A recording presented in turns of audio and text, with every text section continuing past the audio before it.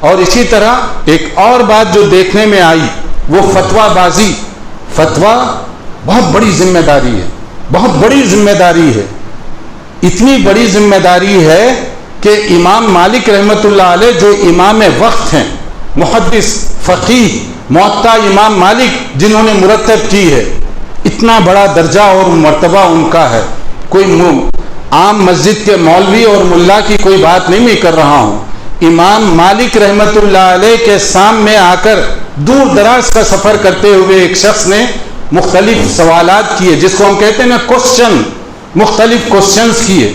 تو امام مالک رحمۃ اللہ علیہ نے اکثر کا جواب کیا دیا؟ لا اعلم.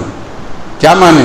آئی ڈونٹ نو, مجھے اس کا جواب نہیں معلوم. سننے والا بڑا پریشان ہو گیا, پوچھنے والا بہت حیران ہوا کہ آپ کی شہرت بہت دور دور تک ہے, آپ کا علم, آپ کا مقام و مرتبہ بہت اعلیٰ ہے, اور آپ کہہ رہے ہیں کہ مجھے نہیں معلوم. تو وہ بڑا تعجب میں پڑ گیا اور اس نے کہا آپ کو شرم نہیں آتی یہ بات کہتے ہوئے؟ تو امام مالک نے کیا جواب دیا؟ اگر مجھ جیسے کوئی مولوی ہوتے پتہ نہیں کیا کہہ دیتے, مگر وہ امام مالک متقی پرہیزگار نمونہ ہیں دوسروں کے لیے. انہوں نے کہا جب فرشتوں نے اللہ کی بارگاہ میں کہا, جب فرشتوں سے سوال کیا گیا نا ان کے نام بتاؤ, تو فرشتوں نے کیا کہا تھا؟ قالوا لا علم لنا, ہمیں نہیں معلوم. فرشتے نہیں شرمائے تو مالک کون ہوتے ہیں جو شرما جائیں؟ یہ کہتے ہوئے مجھے نہیں معلوم.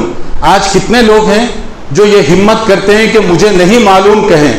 آج کل تو ایک فیشن چل پڑا ہے, ٹرینڈ. کیا ٹرینڈ ہے؟ سوال ختم ہونے سے پہلے جواب دے دینا چاہیے, سمجھے بغیر بھی جواب دے دینا چاہیے. ایسا کوشچن جو آپ کو معلوم نہیں ہے پھر بھی جواب دینا چاہیے. ہم سمجھتے ہیں کہ اگر ہم یہ کہیں آئی ڈونٹ نو, مجھے نہیں معلوم, تو یہ گویا کسر شان ہے. ہمارے ائمہ, ہمارے محدثین, ہمارے فقہا, ان کو دیکھیے کہ وہ لا اعلم کہنا سکھاتے تھے کہ کہنا سیکھو. یہ دین کا مسئلہ ہے. فتویٰ یہ کھیل تماشا نہیں ہے کہ ہر آدمی جسے ڈھنگ سے سورہ فاتحہ کی تلاوت نہ کرنے آتی ہو وہ بھی فتویٰ دینے لگ گیا حرام اور حلال کے مسائل میں, جائز اور ناجائز کے مسائل میں, حق اور باطل کے مسائل میں. ہم سمجھیں کہ ہم کدھر جا رہے ہیں. تو پہلی بات ہمیں چاہیے کہ علم حاصل کریں. دوسرا, معتبر ذرائع سے, علماء ربانی کے ذریعے سے علم حاصل کرنے کی کوشش کریں. تیسری چیز, فتویٰ بازی میں جلد بازی کبھی نہ کریں. فتویٰ ایک بہت بڑی ذمہ داری ہے. سوچ سمجھ کر مکمل تحقیق کے ساتھ آدمی کو اس طرح کی بات کرنی چاہیے.